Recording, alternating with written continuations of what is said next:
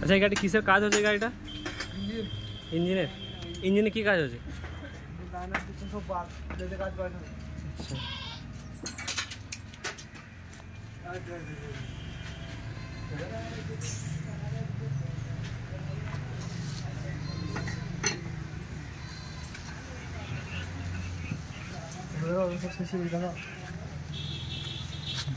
এগুলো কাজ হবে নাকি?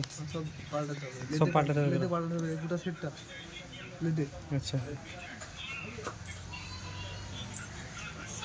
কিরকম খরচা আসবে এটা পাল্টাতে? কিরকম খরচা আসবে? 70,000 গাড়িটা দাম কত তাহলে?